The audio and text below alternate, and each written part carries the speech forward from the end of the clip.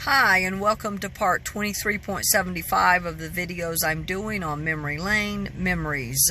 In this video, it's going to be strictly, it's just pictures and videos that were taken of my ex-husband, and it's decluttering my phone, decluttering my mind, getting some of the stuff out of my head, off my phone. These are things that have been on my phone for a while, and anyway, I've decided that I need to get them off my phone for one, and I also want to try to, get them out of my head, if you will, and also share it. Also, this is basically a video dump anyway, because there is quite a few videos. This first video was taken in Cocoa Beach. This was taken a few years ago. My ex-husband and I went to Cocoa Beach, and very interesting story. Kind of a, I don't know if you want to say a funny story, kind of. Oh, my hand keeps going up there, but oh well. Anyway, we went to Cocoa Beach. He stayed with a buddy of his that moved to Cocoa. I had business to take care of in West Palm Beach, and I went on down to take care of the business. When I came back, and he stayed the whole time with his friends, stayed out on the beach, whatever. And I went to West Palm, and then I took care of what I needed to take care of. Went up to Lake Kissimmee. Anyway, part of the reason we went down there is to, he wanted to see his friend. Also, I wanted to get rid of my dad's ashes, scatter my dad's ashes, because my ex-husband kept complaining about the urn being in the house. It was just a bad situation. In fact, he had taken the urn, my father's ashes, to the church I was going to, and on a Sunday morning, he was drinking. He and a buddy of his, another buddy that was working on my house. Anyway, it was a Sunday morning, and I guess, I don't know, my ex-husband was drinking, his buddy Scott was drinking. Anyway, they went over in my ex-husband's in the truck, went to the church that I attended, and my ex-husband got out of the truck, walked my father's urn full of ashes to the basically up to the pulpit or the podium in front of the church. Anyway, needless to say, when I got there, someone pulled me aside. One of the assistant pastors pulled me aside. The police had already been called, and the police basically went out to their car and gave me the ashes. They tried to take the ashes back to my ex-husband, but he refused to take them. Anyway, so needless to say, I had to take the ashes back. But he was getting so tired of, my ex-husband did not want the urn in the house. He threatened to take the urn, my dad's ashes, to a place where my great-grandfather was buried, and just start digging a hole in the cemetery without permission to try to bury my dad. He was going through a time. He was doing a lot of drinking. Anyway, so anyway, he loaded my dad's urn into the car, and I probably wouldn't have done anything with him. But anyway, so when I went to West Palm, I came back. I stopped by Lake Kissimmee. Unfortunately for me, I could not get the urn open. And it was a very heavy box. I could not get it open. It was very heavy. I couldn't get it open. Had no help. I ended up, anyway, long story short, my father ended up in Lake Kissimmee without the urn being opened, nothing. It floated to the top of the water. I tried to get it out. I couldn't. I thought I saw a park ranger, and I decided what I was doing, I don't know. Well, I didn't want to get in trouble, so I left. And that was that. I figured I would come back get my ex-husband. We'd come back later. But that didn't happen. Anyway, I picked my ex-husband up from his buddy George's. George loaded him up with a pile of beer. My ex-husband found my vodka in the back of in my trunk, and was pouring vodka into his coffee, which I did not know. I knew he was pretty drunk, but I thought it was from all the beer that that his buddy George had loaded him up on. Anyway, so needless to say, my ex-husband got drunker and drunker. He vomited in my car, down the side of the car, down into the what do you want, the door jamb. He urinated in the floorboard of my car. I got so angry. We were driving down the interstate that I shoved him out on the interstate, set him out on the side of the road on the interstate. He started walking down the interstate. I will be back just a second. He started walking down the interstate with his thumb stuck out, barefoot, drunk as a hoot owl, as the old saying goes. Very drunk, very drunk. And I guess a trucker saw me shove him out because he called the police. I drove down I left. I came back a little bit later. When I came back, there were like 8 or 10 police officers, rescue, fire trucks, passers-by. I mean, it was it was just, I couldn't believe it. I mean, there had to be at least 10 cars, I mean, or maybe more. It was, I couldn't believe it. Anyway, the officer put my ex-husband into the car, told him to knock his foolishness off. We did fight a little bit. He said, kept daring me to set him out in South Carolina, because I said, this was in Georgia where I set him out on I-95. And then we got to South Carolina, and I said, you know what, if you keep it up, I will, and I won't come back. Anyway, we made it on back to North Carolina. Anyway, that's the story of, that's the whole story. I mean, not the whole story, but that's the story of how basically we ended up in Florida, Cocoa Beach. Anyway, this particular pictures were taken out on Cocoa Beach.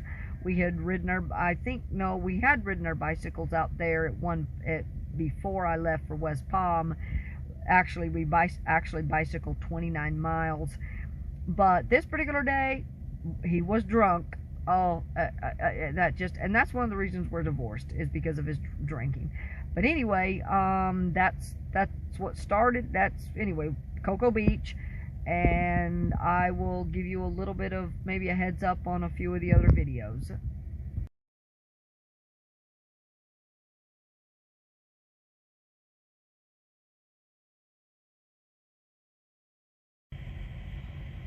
Okay, well, I want to expedite this video, so I'm not going to say too much more about the rest of the videos. The rest of the videos are a mix-up of us when we were bicycling, when we had our bicycles. Eventually, we would bicycle the Swamp Rabbit Trail. Anyway, hold on just a second.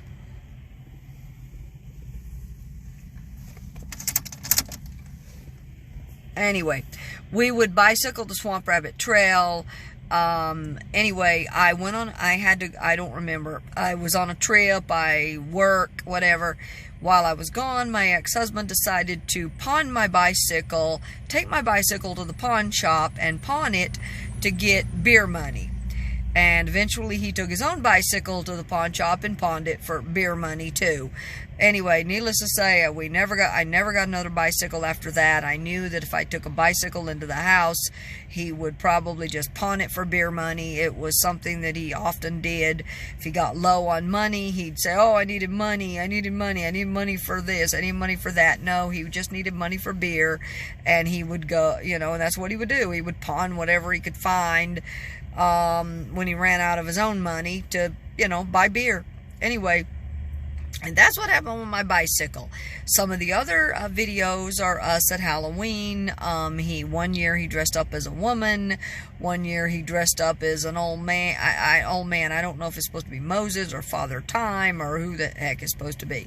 Another year, it's with both of us. He dressed up as was supposed to be Lizzie Borden, and I dressed up as an 80s chick, pink hair, 80s chick. Anyway, so there are a number of videos in here, just, taken at different times, different places.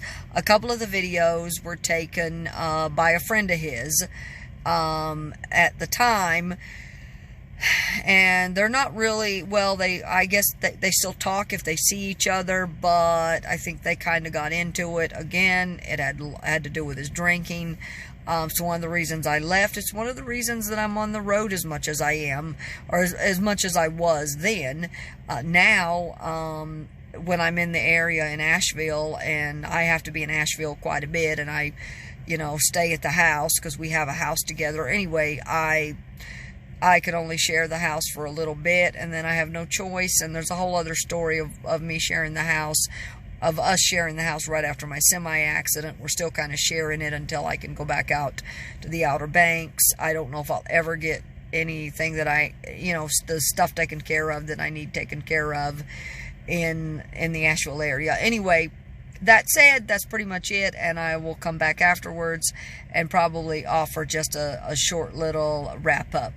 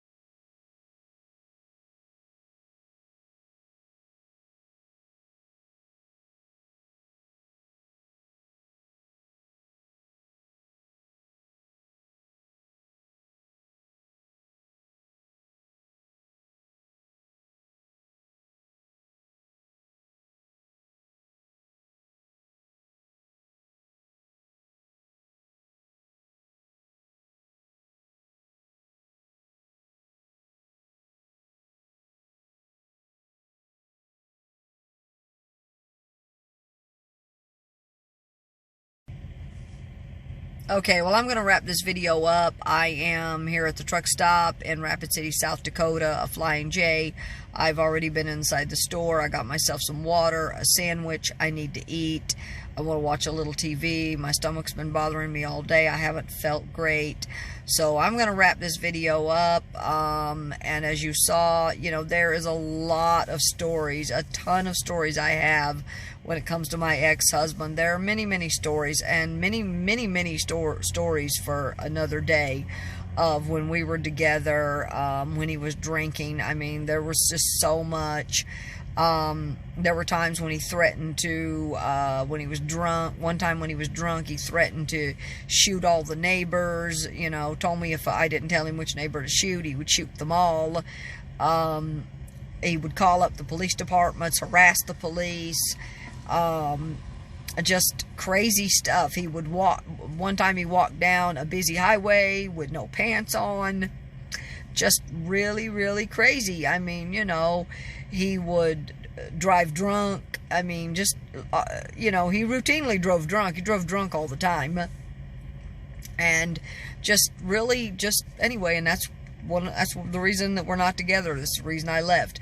He kept saying, no, that's not the reason, but it was. He is an alcoholic, and he goes through long spells where he's clean, and right now he's clean and he's not drinking, but then he'll fall off the wagon, and he can never stay sober for, you know, for good. And, you know, alcoholism, I get, you know, the internet says it's a disease. Well, it's a really nasty one. Anyway, and his whole personality would change. He'd be bouncing off the walls, being verbally abusive, you know, belligerent, putting me down, making insults, you know, just, you know, belittling me, you know. I mean, you know, and even when he's sober, sometimes he can't help himself, and I just, you know, it's one reason we're not together, and I don't spend any more time around him than I have to.